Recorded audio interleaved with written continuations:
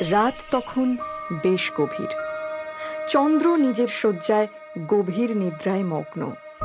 এমন সময় চন্দ্র চন্দ্র চন্দ্র চন্দ্র চন্দ্র ওঠো, আমি তোমার কাছে এসেছি। আমার যে তোমায় কিছু বলার আছে, এসো আমার সাথে, এসো। কাতর সুরের সেই মেয়েলি কণ্ঠস্বর শুনে চন্দ্র ধড়মড়িয়ে বিছানায় উঠে বসল। সে দেখল এক অদৃশ্য ছায়ামূর্তি দরজা দিয়ে বেরিয়ে গেল বাইরে। দাঁড়াও দাঁড়াও, যেও না, যেও না, আমি আসছি, দাঁড়াও। রাতের বেলায় এত চিৎকার আসছে কোথা থেকে? ধর ঘুমাতে দে না, জ্বালাস না।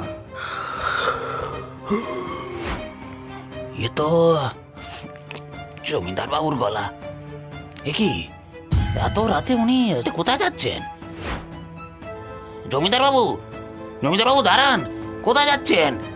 আমায় আমায় আটকেও না, আমাকে যেতেই হবে, যেতেই হবে আমাকে। চন্দ্র এক নিমেষে জমিদার বাড়ির ফটক অতিক্রম করে সোজা কাঁচা রাস্তা দিয়ে ছায়ামূর্তির পিছু ধাওয়া করে জঙ্গল বরাবর ছুটতে শুরু করলো।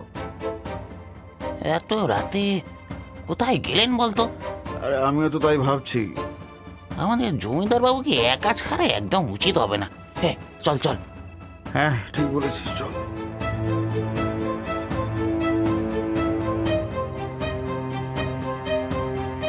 জমিদার বাবু, জমিদার বাবু, কোথায় আপনি? এ কি রে, কোথায় গেলেন জমিদার বাবু? আমিও তো তাই ভাবছি রে, এদিকটাতেই তো এলেন। বরং একটু এগিয়ে দেখি। আরে এই দেখ, ওই তো জমিদার বাবু।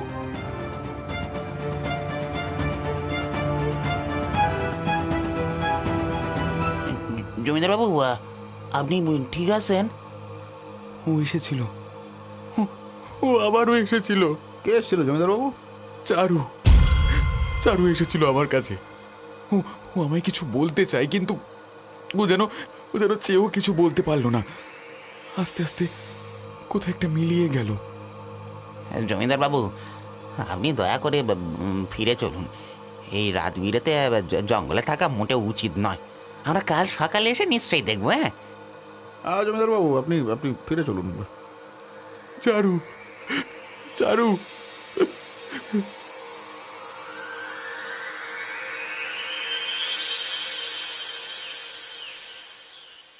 ও গুরুদেব, আপনি?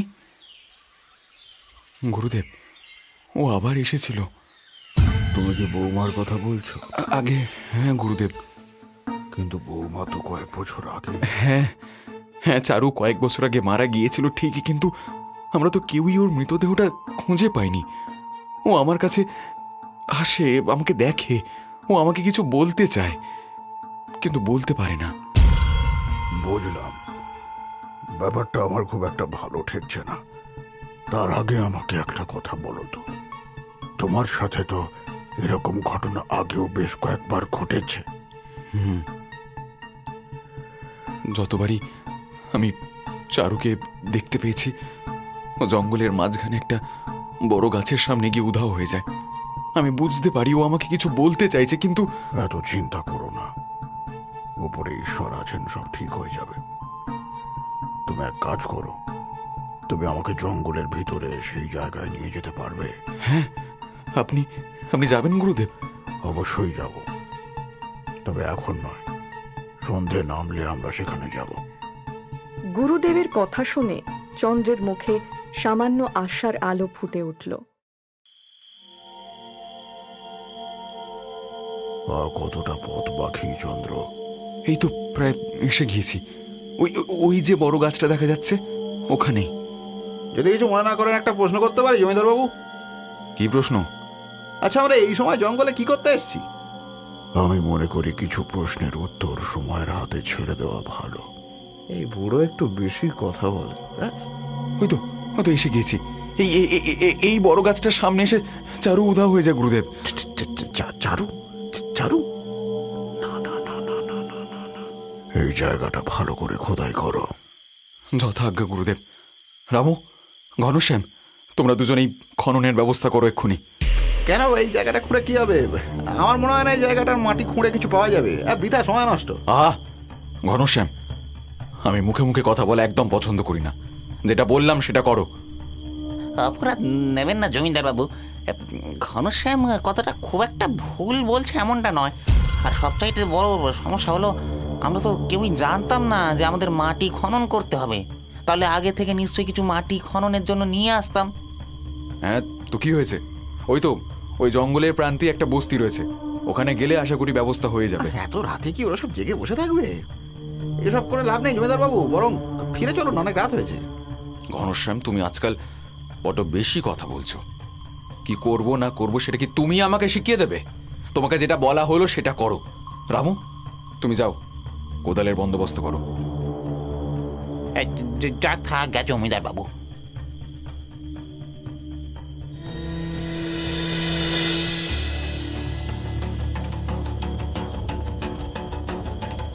এই জায়গাটার মাটি খুঁড়তে হবে, শুরু করো।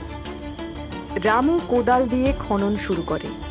ঘনশ্যাম অনিচ্ছা সত্ত্বেও সাহায্য করে। বেশ কিছুটা মাটি খোঁড়ার পরে একটা কঙ্কাল উঠে আসে। কঙ্কালের ডান হাতে সোনার বালা ঝকঝক করছে। কঙ্কাল দেখা মাত্রই সে ডুকরে কেঁদে উঠল।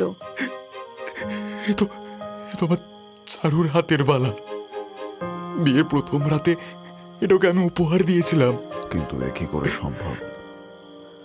তুমি তো বলেছিলে তোমাদের নৌকা ডুবে গিয়েছিল। আর কিন্তু কিন্তু আমি তো কিছুই বুঝতে পারছি না গুরুদেব।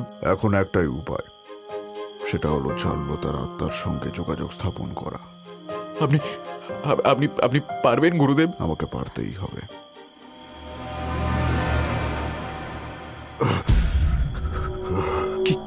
কি হয়েছে গুরুদেব? আমি যতবারই চারুলতার আত্মার সঙ্গে যোগাযোগ স্থাপনের চেষ্টা করছি, ঠিক ততবার এক অদৃশ্য শক্তির প্রভাবে যোগাযোগ বিচ্ছিন্ন হয়ে যাচ্ছে। তাহলে উপায়? উপায় তো আছে, আমিও দেখব সে কত বড় শক্তি। ঘনশ্যাম, তুমি কমণ্ডলুতে জল ভরে নিয়ে আনো। আমি? হ্যাঁ, তুমি যাও, শীঘ্রই জল নিয়ে এসো। এখান থেকে নদী বেশ কিছুটা দূরে। তো কি হয়েছে? ওই তো রামু যাবে, আবার আমি কেন? এই রামু, তুই যা না, আমি যাব না। আরে ঘনশ্যাম, তুই যা, গুরুদেব তো তোকে যেতে বললেন। আমি চলে গেলে এখানে কে পাহারা দেবে? আরে সে তো আমিও পাহারা দিতে পারবো, তুই বরং নদী থেকে জল নিয়ে যা। তুমি তো অদ্ভুত বিয়ারা প্রকৃতির লোক হে। হ্যাঁ, আমি তো ওকে বলিনি, আমি তো বললাম তোমাকে যে যাও, নদী থেকে গিয়ে জলটা নিয়ে এসো।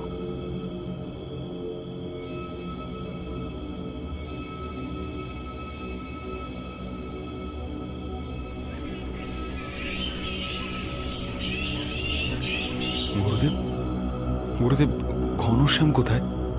এতক্ষণ তো ফিরে আসা উচিত ছিল ওর। কিছু হয়নি তো?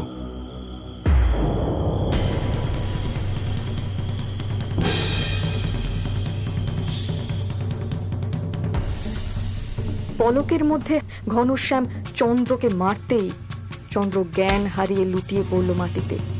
তারপর ঘনশ্যাম চন্দ্রের দেহটা জঙ্গলের মধ্যে টানতে টানতে নিয়ে গেল সেই নদীর পাড়ে।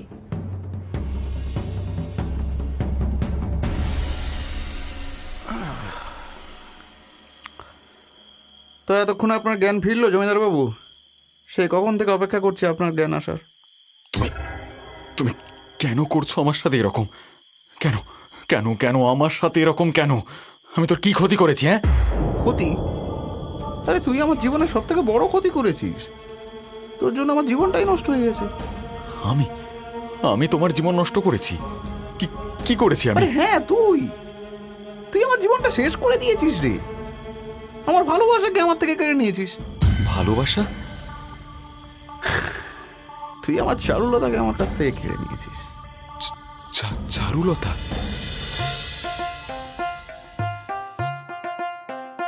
আমাকে কখনো ছেড়ে যাবে না তো? কখনো না। এই আকাশে যতদিন চাঁদ সূর্য আছে ততদিন আমি তোমাকে ছেড়ে কোথাও যাব না। কিন্তু আমার যে বড্ড ভয় করে। ভয় কি? আমি আছি তো। আমি তোমাকে ছেড়ে কোনোদিন কোথাও যাব না।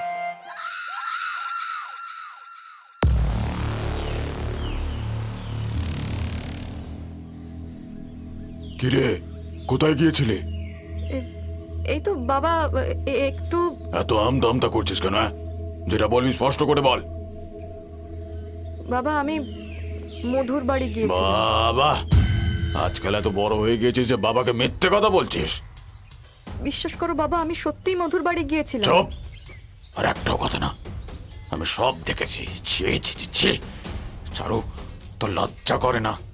বংশের মান মর্যাদা বলে তো আর কিছুই রাখলি না। না বাবা, তুমি বিশ্বাস করো, ও সত্যি খুব ভালো ছেলে। ও কত ভালো ছেলে সেটা আমার খুব ভালো করে জানা আছে। বাবা, আমি যদি বিয়ে করি তাহলে আমি ঘনশ্যামকেই করব, নইলে। নইলে? নইলে কি? তোর যা ইচ্ছে তুই তাই কর, কিন্তু এই পাগলাটে ছেলের সাথে তোর বিয়ে দিয়ে আমি নিজের হাতে তোর জীবনটা ধ্বংস করতে পারবো না। বাবা, চুপ! আমি তোর আর কোনো কথা শুনতে চাই না। তুমি যাই বলো, আমার মন প্রাণ জুড়ে শুধুই ঘনশ্যাম আছে। ফের যদি ওর সাথে দেখা করার কোনো রকম চেষ্টা করেছিস তাহলে আমি তোকে ঠ্যাং ভেঙে বাড়িতে ফেলে রাখবো। কথাটা মনে থাকে জানো? বাবা,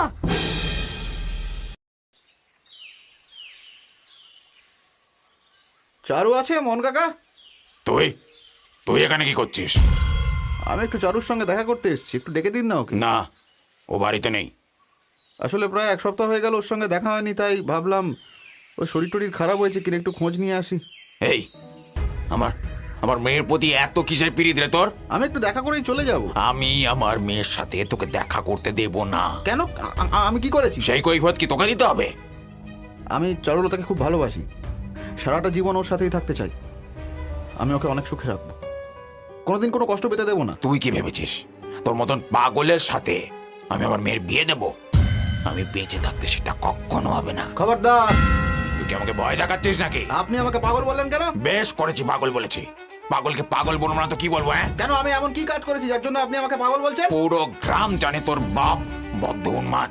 তোর মা পর পুরুষের সাথে পালিয়েছে। এই খবরদার, একদম বাপ মা তুলে কথা বলবেন না। বেশ করেছি, আবার বলবো। কি করবি তুই? তুই পাগল, তোর বাপ পাগল, তোর মা চরিত্রহীন।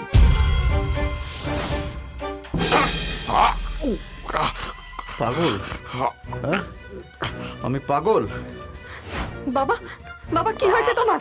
বাবা, দেখ দেখ মা, কেমন ছেলেকে তুই ভালোবেসেছিস দেখ। একি তোমার নাক দিয়ে তো রক্ত পড়ছে। ঘনশ্যাম, কি করেছো তুমি? আমি ইচ্ছে করে কিচ্ছু করিনি। তোকে তোকে আমি মিথ্যে কথা বলছি? তুমি বিশ্বাস করো চারু, তোমার বাবা আমাকে নিয়ে, আমার বাবা মায়ের চরিত্র নিয়ে উল্টোপাল্টা কথা বলেছিলেন। বাবা, তোর মনে হয় আমি এমন বলতে পারি মা? একটা পরের ছেলের জন্য তুই নিজের বাবাকেও অবিশ্বাস করছিস? ছি ঘনশ্যাম, ছি। আমি তোমার কাছ থেকে এটা আশা করিনি। আরে তুমি আমাকে ভুল বুঝছো। আমি তোমায় একদম ঠিক বুঝেছি। দয়া করে বিশ্বাস করো আমাকে। তুমি আজ আমার বাবার গায়ে হাত তুলে সবটা শেষ করে দিয়েছো ঘনশ্যাম। আরে দয়া করে আমার সঙ্গে এরকম করো না। আমি তোমার বাবার পায়ে ধরে ক্ষমা চাইছি। চলে যাও তুমি আমার সামনে থেকে। আমি জীবনে আর কখনো তোমার মুখ দেখতে চাই না। আজ থেকে তোমার আমার সব সম্পর্ক শেষ। আমি জানবো তুমি আমার কাছে মৃত। এক বাবার দাম্ভিকতা ও মিথ্যে অভিনয়ের কাছে হার মানল ঘনশ্যামের ভালোবাসা। নিজের ভালোবাসার মানুষের কাছে অপমানে জর্জরিত হয়ে সে পা বাড়ালো বাড়ির পথে। কি দোষ করেছিলাম আমি যে তুমি আমাকে এইভাবে ছেড়ে চলে গেলে? কি আর করবি বল বন্ধু, তোর অদৃষ্ট মন্দ। যাকে মন প্রাণ দিয়ে এত ভালোবাসলি সে আজ তোর ভালোবাসা ভুলে অন্য কাউকে ভুলে দিব্যি সংসার করছে। তাহলে তুই কেন কষ্ট পাচ্ছিস? কি বললে? কি বললে তুই? চারু অন্য কাউকে বিয়ে করেছে? না না না না, এ হতে পারে না। আমি মিথ্যে বলছি না রে ঘনশ্যাম। চারুর সাথে ওই ওই ভুবনপুরের জমিদার চন্দ্র বারুজ্যের বিয়ে হয়েছে। না না না না, এ হতে পারে না। চারু আমাকে ছেড়ে অন্য কাউকে বিয়ে করতেই পারে না। তুই মানতে না পারলেও এটাই সত্যি।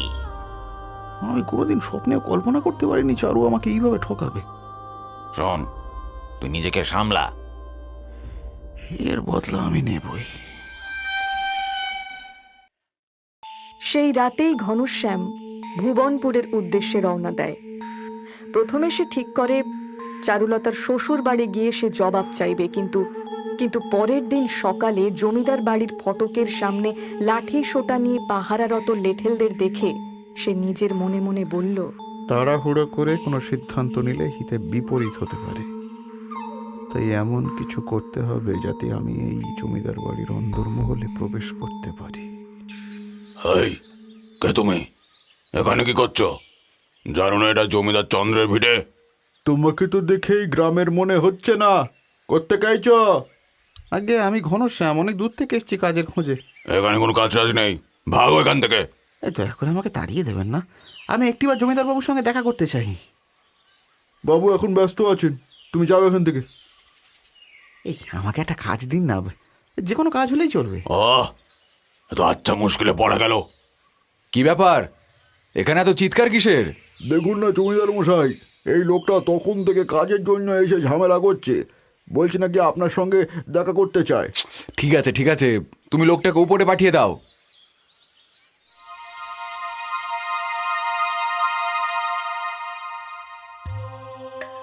আচ্ছা, তুমি তাহলে ঘনশ্যাম? আগে হ্যাঁ জমিদার বাবু। বলো, কি চাও বলো। আগে আমি অনেক দূর থেকে আসছি জমিদার বাবু, কাজের খোঁজে। বুঝলাম। তা তুমি কি কাজ করবে? আপনি যা বলবেন সব করতে পারবো। তোমার চেহারাখানাও তো বেশ ভালো। তুমি বরং আমার এখানে লেঠেল হিসেবে কাজ করো, থাকা খাওয়ার সাথে মাস গেলে মাইনেও পাবে। আশা করি কোনো অসুবিধা নেই। না না, কোনো অসুবিধা নেই। কি দরকার বলো তো ওই লোকটাকে রাখার? কেন, কি হলো? আমার এই লোকটাকে না কেমন কেমন লাগছে। তুমি একে কাজে রেখো না। কেন? দেখতে শুনতে তো বেশ ভালোই, ভদ্র পরিবারের ছেলে বলেই মনে হলো। কাজের খুব দরকার। এখানে থাকলে কাজ করতেও পারবে আর দুবেলা দুমুঠো খাবারও পাবে, সাথে মাইনে। অসুবিধে কোথায়? না গো, আমার মনটা বড্ড কু গাইছে।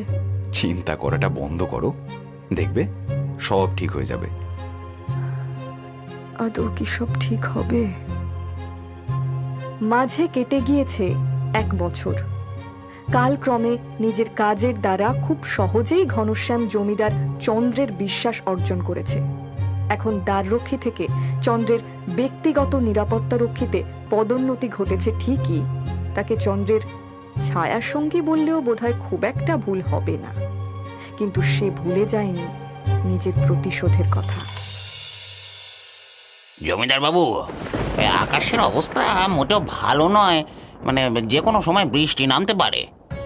তাই তো দেখছি, সাথে ঝোড়ো হাওয়াও বইছে। মাঝি ভাই, যত তাড়াতাড়ি সম্ভব নৌকা পাড়ে লাগানোর ব্যবস্থা করো।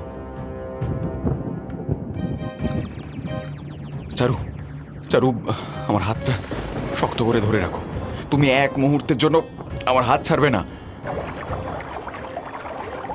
জমিদার বাবু, আপনি আপনি সাবধানে থাকুন, নৌকায় জল ঢুকছে। গিন্নিমা, গিন্নিমা, আপনি সাবধানে।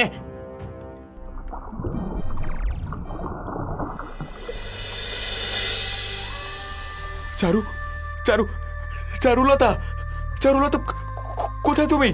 চারু। জমিদার বাবু, ঘনশ্যামকেও তো কোথাও পাওয়া যাচ্ছে না। আপনি আপনি শান্ত হন, আমরা নিশ্চয়ই গিন্নিমাকে খুঁজে পাবো। চারু, চারু, চারু, চারু। একে একে তুমি এখানে কি করছো? আমার স্বামী কোথায়? স্বামীকে কি দরকার, আমি আছি তো। তুমি আমার স্বামীর সাথে কি করেছো?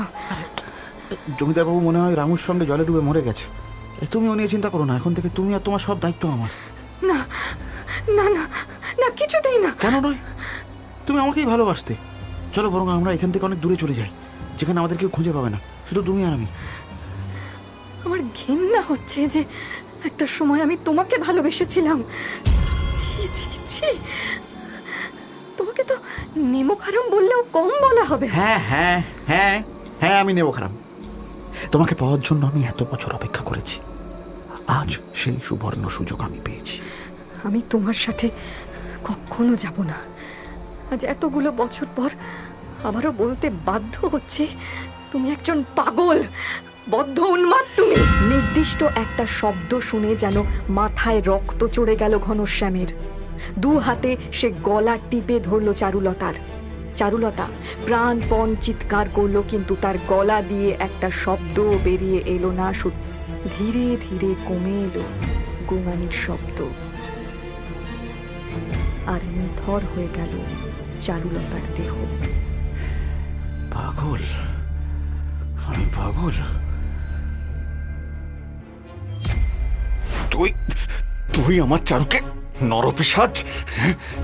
আমি কখনোই আমার চারুকে মারতে চাইনি। ওকে তো আমি ভালোবাসতাম, কিন্তু কি করতাম বলো তো? আমার চাইতে পারার কোনো উপায় ছিল না, তাই আমি নিজের হাতেই ওকে মেরে জঙ্গলে পুঁতে দিয়েছিলাম। হ্যাঁ, চারু চারু আমাকে অনেকবার বারণ করেছিল, কিন্তু আমি ওর কোনো কথা শুনিনি। যদি শুনতাম তাহলে আজ হয়তো ওকে এভাবে অকালে চলে যেতে হতো না। তো হ্যাঁ, তোকে আর একটা কথা বলাই হয়নি। সেদিনকার কথাটা মনে আছে? সেই আমরা সবাই নৌকায় ছিলাম, সেদিন তো নৌকোয় জল ঢুকতো না। আরে আমি বল্লমের খোঁচা মেরে নৌকাটা ফুটো করে দিয়েছিলাম, আর তারপর তোকে জলে ধাক্কা মেরে ফেলে দিয়েছিলাম। ভেবেছিলাম তুই মরে যাবি, কিন্তু তোর তো দেখি কই মাছের জান রে। নিমক হারাম! হ্যাঁ হ্যাঁ, আমি নিমক হারাম। আমি প্রতিজ্ঞা করেছিলাম চারুলতা যেভাবে আমাকে ঠকিয়েছিল তার বদলা আমি নেব।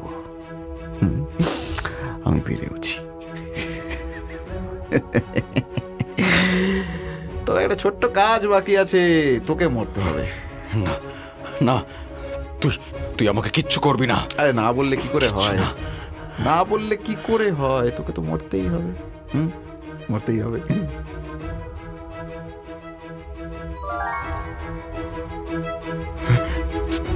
চারু চারু, তুই তো মরে গিয়েছিলে, তাহলে ফিরে এলে কি করে? এতদিন তোর সব অন্যায় আমি সহ্য করেছি, কিন্তু আজ তুই আমার স্বামীকে মারতে এসেছিস। তোর সব অন্যায়ের সীমা ছাড়িয়ে গেছে। তুই আমাকে মেরেছিস। তোর পাপের ঘড়া পূর্ণ হয়েছে। এর শাস্তি তোকে পেতেই হবে, পেতেই হবে।